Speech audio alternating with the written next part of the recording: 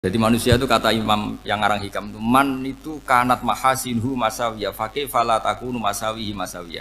Jadi manusia pas baik saja ada buruknya.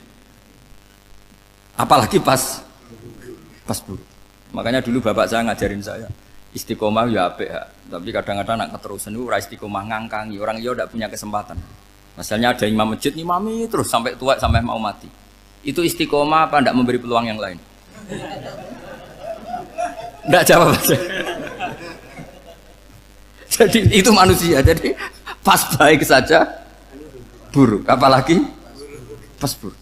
Kayak saya gini di sini ngajar baik, tapi saya ada tidak sopannya harus di atas. Padahal banyak orang kan terpaksa nggak sopan. Tapi sama yang nyuruh, berarti sama yang dosa. Kemarin-kemarin saya minta di bawah supaya ganjaran saya utuh. Ini gara-gara begini ganjaran saya ini agak terkredit apa? Debit ya, terdebit.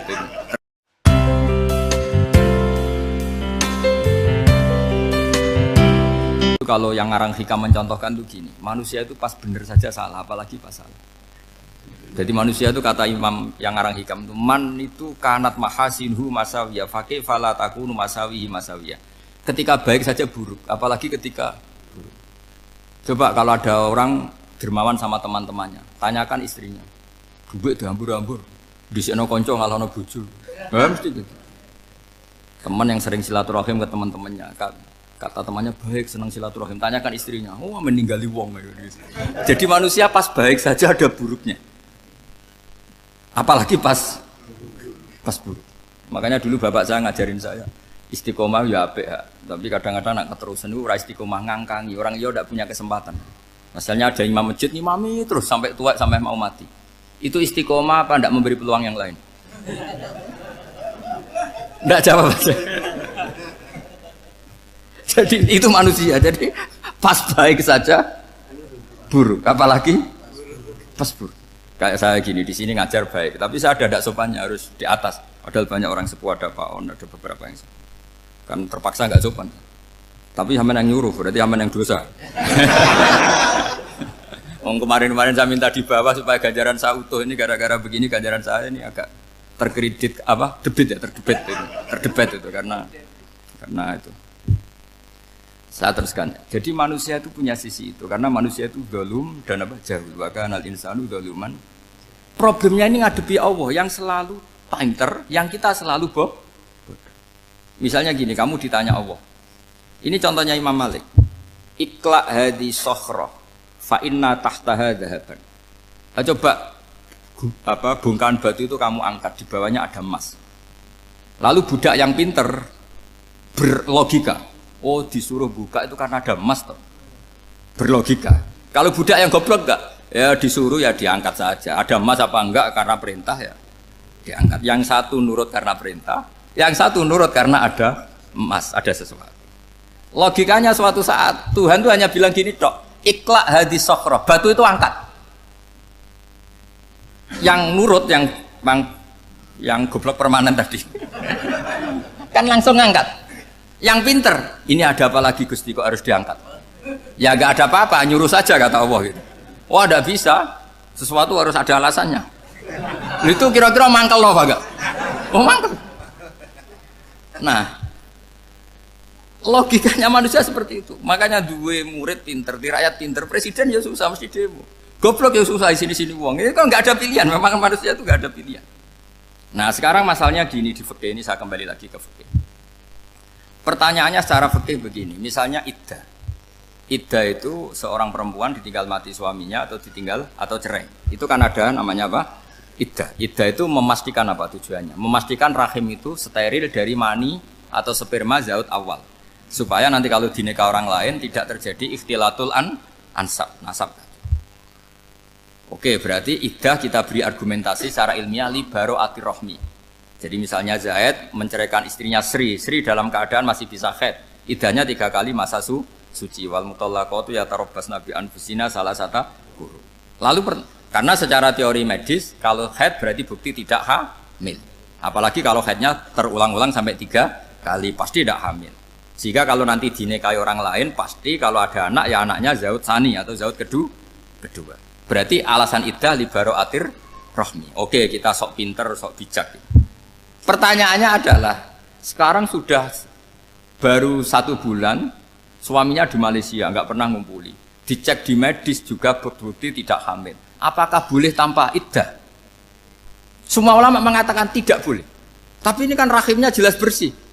Ya karena iddah itu nuruti perintah pangeran, pokoknya tetap iddah. 3 kali masa suci. 3 kali masa suci atau masa haid. Itu ada perdebatan ulama. Tapi kan ini terbukti bersih, Gus. Meskipun terbukti bersih, kata Allah harus iddah 3 bulan atau berapa? Kira-kira 3 bulan, 4 bulan, ya tetap harus iddah. Kowe milih mana? Sok pinter, Gusti. Berhubung ini, pangeran mbok terangno gitu. Berhubung. Jadi Tuhan apa mbok wari? Berhubung Gusti. Ini jelas steril dari sperma zaut awal. Enggak usah iddah Gusti. Sama aja kamu disuruh majikan kamu ikhla hadis safra. Berhubung enggak ada apa-apa, enggak usah ya. Kira-kira mangkel ndak budak yang seperti itu? Mangkel. Maka dibutuhkan kebodohan dalam beragama. Betul itu memang. Makanya Nabi itu unik. Pernah bilang itu gini. Aksaru ahlil jannah al-bulu. Aki-aki penduduk swarga itu al-bulu. Wong goblok-goblok. Maksudnya goblok yang jenis ini. Bukan goblok betulan maksudnya.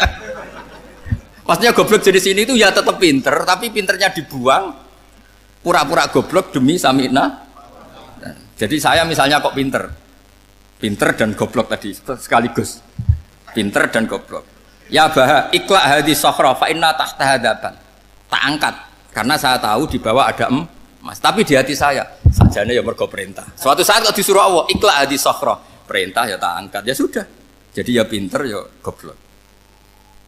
Saya tahu namanya perintahnya Allah pasti ada hikmahnya. Hikmahnya iddah adalah libaro atir rohmi. Tapi hikmahnya jadi kawula adalah nurut perintah Allah, cek tahu alasannya maupun tidak. Lah di sini ada illatul hukmi untuk membangun kecerdasan, tapi ada loyalitas untuk membangun ubudi. Ya, bahwa kita ini kawula roh tetap ya. Makanya tadi pagi saya cerita Sayyidina Umar. Sayyidina Umar kayak apa cerdasnya, tapi tetap ubudiyah. Yaitu Rasulullah SAW sering dibully orang kafir. Muhammad tuh gaya-gaya nantok. Wong ra oleh nyembah berhala, ra oleh nyembah watu. Jebule ini nyembah Hajar Aswad. Karena dilihat dari jauh kan tetap nyium Hajar Aswad. Coba kalau kamu lihat dari jauh, kamu sujud dari jauh kan kayak sujud sama batu. Makanya Sayyidina Umar karena orang kafir masih cara berpikir gitu, tiap nyium Hajar Aswad itu komentar gedumel itu. Alim tu annaka hajarun la tadurru wa la tanfa. Walau la anni ra'aitu Rasulullah qabbalaka ma qabbal. Aku ron aku watu ya ora mandoroti ra manfaati. Kalau saja saya tidak melihat Nabi nyium kamu, saya tidak sudi nyium kamu. Jadi tidak berdoa doa mustajab itu tidak berutuh. Karena apa? Umar tahu ini masalah secara tauhid. Kalau saya doa di depan Hajar Aswad nanti dikira syirik karena berdoa di depan batu. Tapi kalau saya tidak nyium nyulayani sunnah Rasul yaitu nyium Hajar wis tengah-tengah nyium sambil gerutu itu sudah kompromi. Ya nyium tapi gerutu. Kayak apa? Makanya ya cerdas tapi ya goblok tadi ya cerdas. Itu uniknya Rasulullah. Jadi muji orang pintar ya sudah langit. Tapi Nabi pernah dalam satu hadis mengatakan aksaru ahlil jannah al-bulbu. Aki-aki penduduk swarga itu orang bodoh. Artinya orang bodoh itu bukan bodoh betulan. Kan? Dia meninggalkan akalnya demi loyalitas ubudi. Nah, untuk menutup sesi ini terakhir betul tak tutup setelah ini selesai. Untuk menutup itu bukti begini. Perang Badar itu perang yang nggak mungkin dimenangkan umat Islam karena orang kafir itu 1000 dengan pasukan full dengan peralatan perang full. Rasulullah itu tahun kedua Hijriah itu pasukannya hanya 313. Itu pun pedang itu untuk orang 5 itu hanya ada pedang 1. Jadi kalau mau dibaca orang sih kamu milih pedangnya aku. Itu kan nggak kebayang perang dalam keadaan seperti itu. Jadi mesti kalah, orang kok mungkin kalah mesti. Tapi Nabi tetap bilang saya ini disuruh Allah perang ya harus berangkat. Yaitu perang Badar.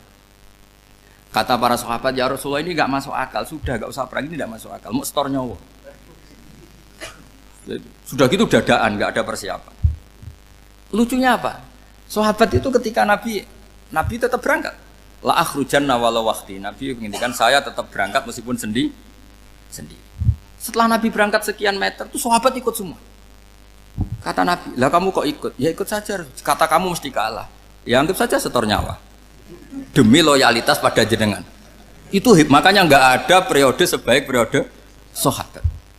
Tapi yang gerutunya jalan. Karena gerutu ini bawaan ilmiah. Makanya kita loyal sama presiden. Tapi yang nggak cocok ya gerutunya jalan. Tapi bawaan mencintai Indonesia tetap jaga stabilitas. Itu bawaan cinta Indonesia, bukan cinta pejabatnya kadang. Gerutunya jalan, tapi bawaan loyal sama Indonesia tetap mengaku. Bawaan loyal sama Rasulullah tetap ikut perang, bawaan akal karena nggak masuk akal ya gerutu. Dan itu uniknya Quran itu mengapresiasi itu dan dianggap nggak masalah. Saya bacakan ayatnya. Kama akhrajaka rabbuka min baitika bil haqq wa inna fariqam minal mu'minina lakarihun yujadilunaka fil haqqi ba'dama tabayyana ka'annama yusaquna ilal mauti wa hum yanzurun. Peristiwa Badar ada peristiwa kamu itu keluar untuk perang. Sahabat kamu ngikuti, tapi mereka lakarihun, enggak senang sebetulnya. Karena enggak masuk akal. Ya geremeng tapi ya derek. Yujadilunaka fil haqq, mereka mendebat kamu dalam kebenaran. Jadi ya Rasulullah wong perang karuan kalah jenengan lakoni alasane nopo? Lah kowe kok melok? Ya saya harus ikut jenengan Nabi. Itu unik. Kalau orang sekarang mana mau, kalau nggak masuk akal nggak mau melakukan. Coba misalnya istri kamu belajarnya dikurangi, anggap saja petualangan latihan hidup di masa lalu, nggak mau. Padahal petualangan itu hal yang indah. Petualangan itu kan hal yang indah, kan nggak mau. Oh ngirit tuh alasan. Tapi lucunya kalau dijak camping bermiskin-miskin di hutan mau. Karena karpe dhewe, tapi nak suami yang ngongkon. Ayolah seminggu ini kita model miskin, anggap aja petualangan masa lalu. Enggak mau. Karena pinter, apa? Coba kalau bodoh.